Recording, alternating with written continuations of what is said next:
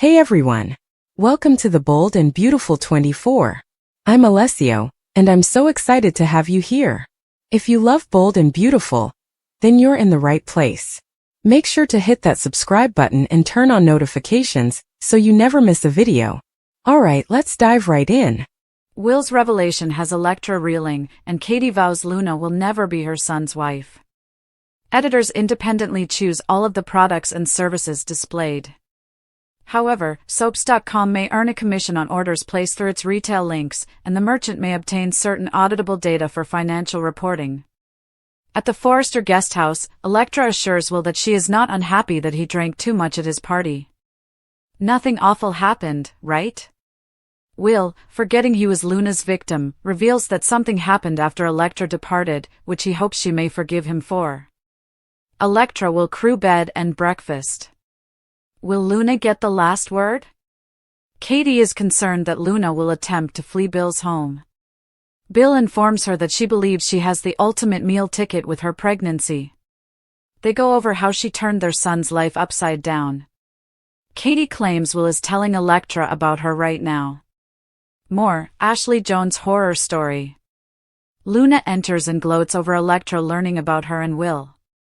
Bill argues that Elektra does not deserve any of this. He is well aware of Luna's lack of morality. Luna brags, she has fire. Consider how monotonous their son's life would have been if he had gotten little Miss Janfest pregnant. Katie narrows her gaze, reminding her that Elektra is the girl Will adores and wishes to be with. Not you. Luna B&B. Luna jokes that their relationship is now significantly weakened, if not completely gone. She is his future now that she is pregnant with his child. As if issuing a challenge, she says that nothing and no one can change this. Bill won't let her ruin their son's life, and she will never have a Spencer kid. Luna tells Katie that Bill urged her to get an abortion, but she doesn't get the answer she expects, as she is told she is deluded that Will despises her. Luna claims she will be an excellent mother and wife. Katie stares aggressively into her eyes, vowing that she will never be Will's wife. Never. Luna Katie bed and breakfast. Will Sheila come clean? At Il Giardino, Sheila mulls about the situation with Luna. Deacon appears and knows there is something rattling about in her gorgeous skull. He offers a specialty biscuit and asks, "Toe for your thoughts?" More, B&B just disclosed Taylor's new love interest. Sheila pretends to be concerned over not being able to see her grandchild Hayes. Deacon assures her that he lives in a happy and caring home. Luna is also safe, but underground. Sheila is offended that he is speaking so negatively of her granddaughter. Deacon begs her to accept her death and goes away, shaking his head, leaving Sheila wondering where Luna is. Sheila Deacon bed and breakfast. Will Elektra learn the truth? At the Forrester guest house, Will prolongs the inevitable by wondering how he got so drunk that Deacon had to help him up the stairs. He wishes Elektra had never left, since everything would be different. Getting down to business, Will laments that he doesn't want to tell her this, but he has to. Someone entered that room. I thought it was you.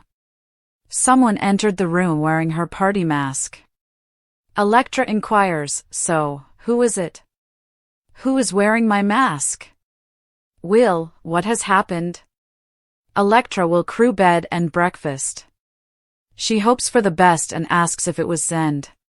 Will continues to shake his head through numerous guesses before admitting that this was planned. She wanted him to believe that he was with her. Elektra, bracing, asks, Will, what did you do? Will cries, saying he was overjoyed when he thought she had returned. Elektra exclaims, you slept with another girl? What happened the night before they finally made love? Will begs, I'm so sorry. I'm very sorry, Elektra. Will's reveal left Elektra feeling like the air had been sucked from the room, and as the walls of the Forrester guesthouse seemed to close in on her, her body went rigid, her chest tightened, and her hands trembled as she clutched at the arm of the couch for balance, staring at the young man she thought she knew better than anyone, the boy she had grown up adoring from a distance and loving with all her heart once he finally saw her as more than just a family friend, now transformed into a stranger before her eyes, because the words he had just spoken shattered not only her trust but her sense of reality, and the way he kept running his hands through his hair, pacing, biting at his lip, eyes darting as though begging for forgiveness that hadn't even been offered yet, only confirmed that this was not some drunken misunderstanding or minor slip-up, but something deeper, uglier, and much harder to forgive. And Electra's mind replayed the way he had looked at her the night of that party, how safe she had felt in his arms when he whispered that she was the only girl he wanted, how she had left him reluctantly, trusting that nothing bad could happen in her absence, only to return to a nightmare that she hadn't even known existed until this moment when Will's halting, broken confession peeled the veneer off their perfect little bubble and left it cracked wide open, jagged and raw, and though Electra wanted to scream, to run, to throw something against the wall just to hear the sound of something breaking that wasn't her heart, she couldn't move, because Will's words pinned her where she stood, his shame soaking through the silence between them like oil and water, staining everything it touched, and she found herself whispering, not yelling, her voice hollow and jagged, "You slept with another girl? What happened the night before we were meant to spend our first night together?" And the pain in her voice made Will's eyes brim with tears, his voice catching as he tried to explain that he thought it was her, that she had been the only person on his mind, that when the figure came into the room wearing her mask from the masquerade party, smelling faintly of her perfume, touching him the way he thought she would, he hadn't questioned it because he had been drunk and desperate and filled with longing for her, but even as he pleaded, "Electra, please, I thought it was you, I swear I thought it was you," she could feel her stomach twist because none of this erased the truth. Another girl had been in his arms, another girl had been in his bed, another girl had taken from her something she thought was hers alone, and while her brain screamed that it was Luna, because who else would be devious enough, shameless enough, conniving enough to manipulate Will in such a cruel way, her heart rebelled against believing it, because if it was Luna, then everything Bill had warned them about was true, everything Katie had feared was happening was real, and that meant Electra hadn't just lost the boy she loved, she had been played like a fool, her entire romance manipulated by a rival who had managed to insert herself into the one relationship that had made Electra believe in fairy tales again. And as she searched Will's face for some fragment of denial, some piece of reassurance, all she found was guilt, raw and unflinching, because he knew the truth and hated himself for it, and the more he tried to explain, the more it sank in that this wasn't just a mistake, it was a betrayal that would ripple through their families, their friendships, and their future, because Luna wasn't the type to walk away quietly, she would use this night like a weapon, she would twist it into a claim of love, of destiny. And Electra's blood ran cold as she pictured Luna gloating, that smug little smile curling at her lips as she declared that Will was hers now, that she was carrying his child, that Electra was nothing but a footnote in a story that had been rewritten by manipulation and lust, and though Electra wanted to hate Will, wanted to despise him for being weak enough to fall for Luna's trap, she couldn't ignore the anguish in his voice, the way his knees buckled as he dropped in front of her, clutching her hands like a drowning man clinging to driftwood, whispering, "Please don't hate me, please don't leave me, I love you, I only love you," and the contradiction of it all made Electra dizzy, because how could he claim love when his body had betrayed her, when his choices had broken something she wasn't sure could ever be repaired, and yet the love she felt for him made it impossible to let go completely, even as every part of her screamed to run, and while she struggled to breathe, to decide whether to slap him or collapse into his arms, across town at the Spencer mansion, Katie Logan was pacing the living room like a general preparing for war, her eyes blazing as Bill tried to calm her, because she knew what Luna was capable of, she knew how manipulative that girl could be, and as much as Bill had already unleashed his fury, demanding that Luna end the pregnancy, demanding that she get out of their son's life, Katie's resolve was even stronger, colder, more absolute, because when she looked into Luna's eyes earlier that day and heard her gloating about being the one who now carried Will's future inside her, Katie had made a vow, silent but ironclad, that she would never let Luna become part of their family, that Luna would never be Will's wife, never take Electra's place, never raise a Spencer child under their roof, and though Luna had laughed, taunted, and declared herself untouchable, Katie's vow burned brighter than ever, and in that moment Katie wasn't just a protective mother. She was a warrior, a Logan, a woman who had fought too many battles to let someone like Luna steal her son's future, and she would do whatever it took, use every ounce of her influence, every weapon in her arsenal,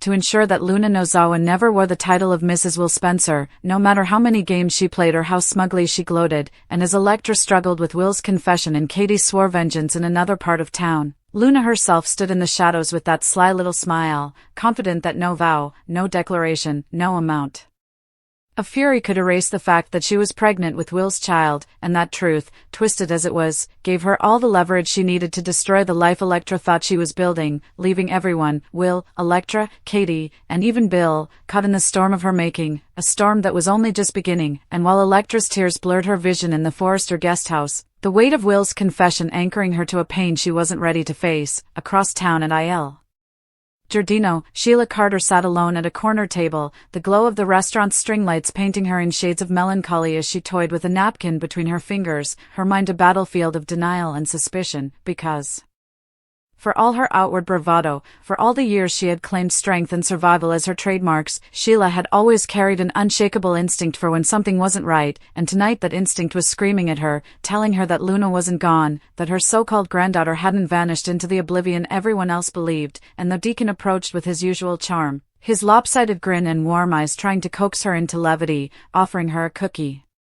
With a little joke to lighten her mood, Sheila's sharp gaze cut through his kindness, because she couldn't let go of the gnawing feeling in her gut, couldn't shake the certainty that Luna was out there somewhere, weaving her own web. And as Deacon pressed her to accept the idea of loss, of moving on, reminding her that Hayes was thriving, that her grandchild had stability and love and a future without chaos, Sheila bristled, her lips tightening as she snapped that he didn't understand, that he couldn't speak of Luna as though she were gone, because Sheila could feel her, the way a mother feels her child's presence even across great distances. And though Deacon tried to soothe her, his words only deepened her suspicion, because every time he spoke of Luna being safely underground, there was a bitter edge, as though he was forcing himself to believe a story he didn't quite buy. And when he finally walked away, shaking his head in exasperation, Sheila sat frozen, staring into the night, whispering to herself that if Luna was alive, then everything was about to change, because her granddaughter was not only reckless but cunning, and if she was still playing her games, Sheila needed to be ready to protect her, or control her, before Bill and Katie sharpened their claws even further. And meanwhile back at the Spencer mansion, Katie was doing exactly that, pacing the length of the living room, arms folded tight, her voice low but seething as she replayed every smug word Luna had dared to say earlier that day, that arrogant declaration that nothing and no one could stop her from being part of Will's life. And as Bill tried to calm her, tried to insist that they could shut this down with money, with legal threats, with sheer force of will, Katie shook her head with a ferocity that startled even him, because she wasn't interested in negotiations or deals, she was interested in obliteration, in making sure Luna was crushed so thoroughly that she would never again crawl back into their son's orbit. And though Bill was no stranger to rage, he saw in Katie a kind of icy determination he had only seen once or twice before, the kind that came when a Logan's family was on the line, and he knew in that instant that whatever Katie was planning, it would be ruthless. And though part of him admired it, another part whispered that they might be walking into a war far bigger than they realized, because Luna wasn't alone in her schemes, and Sheila, whether knowingly or not, was circling the edges of this mess, a wild card who could either expose Luna or become her fiercest protector. And while the grown-ups plotted in one direction, at the Forrester guest house, the younger generation's world was collapsing, with Elektra's voice trembling as she pulled her hands from Will's grip, the echo of his apology still rattling in her ears, and she whispered, almost too softly for him to hear, "You didn't just break my heart, Will, you broke us, you broke everything we had." And though Will begged, swore, cried, and tried to hold on to her, Elektra's silence was louder than any scream, because in her mind she could already hear Luna's laughter, see Luna's smirk, feel Luna's victory. And the cruelest part was that Elektra didn't even have to imagine it for long, because as though summoned by the scent of pain, Luna herself would soon appear to gloat, to twist the knife deeper, to claim her victory not only over Elektra but over the Spencers as a whole, declaring that she was the future, that her pregnancy was the only